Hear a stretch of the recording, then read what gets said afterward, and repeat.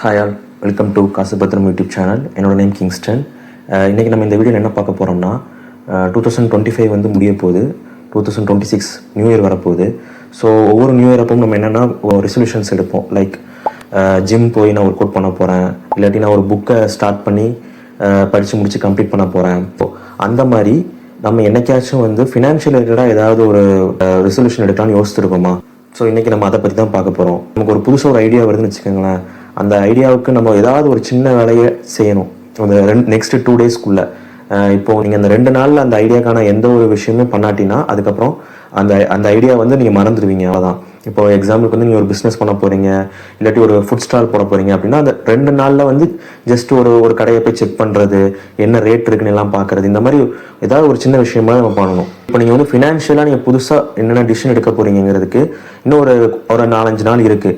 So அதுக்குள்ளே நீங்கள் வந்து என்ன பண்ணலாம், நமக்கு ஒர்க் அவுட் ஆகுமா, அதை எல்லாத்தையும் நல்லா திங்க் பண்ணிவிட்டு இப்போ நான் சொல்ல போகிற இந்த 5 ரெசல்யூஷன்ஸை நீங்கள் எடுத்து இதை 2026 நீங்கள் ஸ்டார்ட் பண்ணிங்கன்னா உங்களுக்கு 2026 ரொம்ப நல்ல வருஷமாக அமையும். ரெசல்யூஷன் 1 என்னென்னா எஸ்ஐபி ஸ்டார்ட் பண்ணுறது. மியூச்சுவல் ஃபண்டில் எஸ்ஐபி ஸ்டார்ட் பண்ணுறது. இப்போ நம்ம உங்களை சுற்றியே நிறைய பேர் வந்து எஸ்ஐபி ஸ்டார்ட் பண்ணோம், ஆனால் எனக்கு எப்படின்னு தெரில, இல்லாட்டி மியூச்சுவல் ஃபண்டை பற்றி நிறைய பேசியிருப்பாங்க. சிலர் என்ன சொல்லுவாங்கன்னா மியூச்சுவல் ஃபண்டு போடுறது நல்லதும்பாங்க, சிலர் என்ன சொல்லுவாங்கன்னா மியூச்சுவல் ஃபண்டு வந்து ரொம்ப ரிஸ்க் அப்படிம்பாங்க. ஸோ எதுவுமே குழப்பம் இல்லாமல் நிஃப்டி 50 மியூச்சுவல் ஃபண்டில் நிஃப்டி 50ன்னு ஒரு ஆப்ஷன் இருக்குது. அது என்னென்னா ஷேர் மார்க்கெட்டில் தான் நம்ம எல்லா கம்பெனியோட ஸ்டாக்ஸும் வந்து லிஸ்ட் பண்ணியிருக்காங்க. நீங்கள் காலையிலேருந்து நைட்டு தூங்கும்போது வரைக்கும் பார்க்கக்கூடிய எல்லா கம்பெனிஸுமே ஷேர் மார்க்கெட்டில் லிஸ்ட் பண்ணியிருக்காங்க. Reliance, ITC, Asian Paints, HDFC bank, Infosys, TCS, இந்த மாதிரி ஐடி கம்பெனிலேருந்து உப்பு தயாரிக்கிற கம்பெனிலேருந்து எல்லா கம்பெனியுமே ஷேர் மார்க்கெட்டில் லிஸ்ட் பண்ணியிருக்காங்க. ஸோ நிஃப்டி 50னா நிஃப்டிங்கிறது என்னென்னா ஷேர் மார்க்கெட்டு, அதில் 50ங்கிறது என்னதுன்னா டாப் 50. ஸோ டாப் 50 இருக்கிற ஸ்டாக்ஸில் மட்டும்தான் இந்த மியூச்சுவல் ஃபண்ட்ஸில் வந்து இன்வெஸ்ட் பண்ணுவாங்க. ஸோ நீங்கள் ஒரு 500 ரூபா போடுறீங்கன்னா அந்த 500 ரூபாவில் முதல் கம்பெனி அந்த கம்பெனியில் தான் ஒரு 5% ஒரு 2% இன்வெஸ்ட் பண்ணுவாங்க. அடுத்தடுத்த கம்பெனிஸில் வந்து இன்வெஸ்ட் பண்ணுற சதவீதம் வந்து குறைஞ்சிக்கிட்டே வரும். இப்போ உதாரணத்துக்கு வந்து காலாண்டு குவார்டர்லி எக்ஸாம் நடக்குது. ஸோ அதில் வந்து ஒருத்தங்க முதல் 50 பசங்க இவங்க தான் ரேங்க் இவங்க தான் அப்படின்னு சொல்கிறாங்க. அடுத்தது ஹாஃப் அலி நடக்குது, சேம் 50 பசங்க அதே ரேங்காக இருக்க போகிறாங்க. சில டைம் வந்து 51வது எடுத்தவன் 15வது இடத்துல போகலாம், இல்லாட்டி ஒரு 10ஆம் ரேங்க் எடுத்தவன் ஃபெயில் ஆகலாம், எதுனாலும் நடக்கலாம். ஆனால் இந்த டாப் 50ல் என்ன பண்ணுவாங்கன்னா நீங்கள் நிஃப்டி 50ல் அமௌண்ட் போடும்போது இப்போ 50வது கம்பெனி ஒரு கம்பெனி இருக்குது, அது வந்து 50வது இடத்த விட்டு வெளியே போயிடுச்சுன்னா அந்த இதில் போட்ட காசை எடுத்து திருப்பி புதுசாக ஒரு 50வது கம்பெனி வருது பார்த்தீங்களா, அந்த கம்பெனியில் இன்வெஸ்ட் பண்ணுவாங்க. ஸோ இந்த மாதிரி இருக்கும்போது என்ன ஆகுனா எப்போவுமே முதல் தரமாக இருக்கக்கூடிய 50 தரமான கம்பெனியில் மட்டும்தான் உங்கள் பணத்தை இன்வெஸ்ட் பண்ணுறாங்க. இதில் வந்து என்எஸ் ரேஷியோ, எக்ஸிட் லோடு எல்லாமே கொஞ்சம் கம்மியாக தான் இருக்கும். ஸோ நீங்கள் வந்து large cap fund, small cap fund, flexi cap fund அந்த மாதிரி குழப்பாமல் ஏதாவது ஒரு நிஃப்டி 50 இண்டெக்ஸ் ஃபண்டில் நீங்கள் ஜஸ்ட் ஒரு 500 ருபீஸ் மட்டும் மாதம் போட ஸ்டார்ட் பண்ணி பாருங்கள். ஸோ அதோட ரிட்டர்ன்ஸ் வந்து உங்களுக்கு ரொம்ப ஆச்சரியப்படுத்தும். ஏன்னா இதில் வந்து காம்பவுண்டிங் வந்து ஒர்க் ஆகுது. ஷேர் மார்க்கெட்டில் இந்த மியூச்சுவல் ஃபண்டில் நீங்கள் இன்வெஸ்ட் பண்ணும்போது மாதம் உங்களோட எதிர்காலத்துக்காக நீ பணத்தை சேர்த்துக்கிட்டு இருக்கீங்க.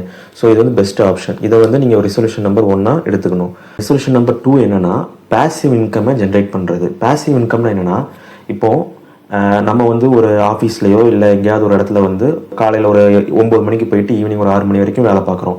ஸோ நமக்கு வந்து மாதம் அவங்க ஒரு சம்பளம் போடுறாங்க. இது வந்து ஆக்டிவாக நம்ம ஒரு வேலையை செய்கிறோம், அந்த வேலைக்கான ஊதியம் வந்து நமக்கு மாதம் கிடைக்கிது. இதுவே பேசிவ் இன்கம் அப்படின்னா இப்போ உதாரணத்துக்கு நீங்கள் வந்து ஒரு வீடை வாடகை கொடுத்துருக்கீங்க, அந்த வீடை கட்டுறதுக்கான செலவு மட்டும் நீங்கள் பார்த்துருக்கீங்க.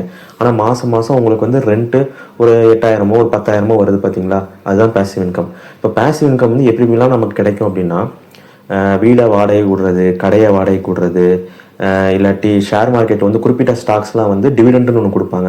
Every month or every quarter, அப்புறம் இயர்லி ஒன்ஸ், அந்த மாதிரி ஒரு ஷேருக்கு 5 ரூபா, ஒரு ஷேருக்கு 10 ரூபா அந்த மாதிரி கொடுப்பாங்க. ஸோ நீங்கள் ஒரு 10 ஷேர் வச்சிருக்கும் போது 100 ரூபா வந்து உங்களுக்கு டிவிடெண்டாக கிடைக்கும். ஸோ டிவிடெண்ட் மூலமாக நீங்கள் வந்து பேசிவ் இன்கம் ஜென்ரேட் பண்ணலாம், வேறு பாண்டு மூலமாக ஜென்ரேட் பண்ணலாம், வேறு ஃபிக்ஸ்ட் டெபாசிட் மூலமாக ஜென்ரேட் பண்ணலாம். ஸோ இதெல்லாம் என்ன ஆகும்னா ஒரு மணி ஃப்ளோவை வந்து அதிகப்படுத்தும். ஸோ நீங்கள் நார்மலாக சேலரி வாங்குறீங்க, அது மட்டும் இல்லாமல் உங்களுக்கு எக்ஸ்ட்ரா இன்கமாக இந்த பேசிவ் இன்கம், அதாவது இந்த தூங்கும் போதே அக்கௌண்ட்டில் வந்து பணம் உழுதுன்னு சொல்கிறாங்களா, அதான் இது. ஸோ வாடகை தானாக வரப்போகுது, டிவிடெண்டு தானாக ஃபண்ட்ஸ்க்கான இன்ட்ரெஸ்ட்டும் தானாக வரப்போகுது. ஸோ இந்த மாதிரி ஏதாவது ஒரே ஒரு பேசிவ் இன்கம்மை நம்ம இந்த 2026 ஜென்ரேட் பண்ண முடியுதான்னு பார்க்கணும். இந்த வீடியோவோட எண்டுக்கு நாம வந்துட்டோம். 2026 புத்தாண்டு தீர்மானங்களில் வந்து 2 தீர்மானங்கள் நம்ம இந்த வீடியோவில் பார்த்துட்டோம். இன்னும் 3 தீர்மானங்கள் இருக்கு. அதை வந்து நம்ம லென்த் காரணமா நம்ம பார்ட் 2ல ரிமைனிங் 3 தீர்மானங்களை பார்ப்போம். அதுக்கு முன்னாடி இந்த வீடியோ உங்களுக்கு ரொம்ப யூஸ்ஃபுல்லா இருந்துச்சுன்னா like, share, comment and subscribe பண்ணுங்க. ரொம்ப யூஸ்ஃபுல்லா இருந்துச்சுன்னா பெல் ஐக்கானை கிளிக் பண்ணுங்க. பிறக்கிறோம், ஓகேவா?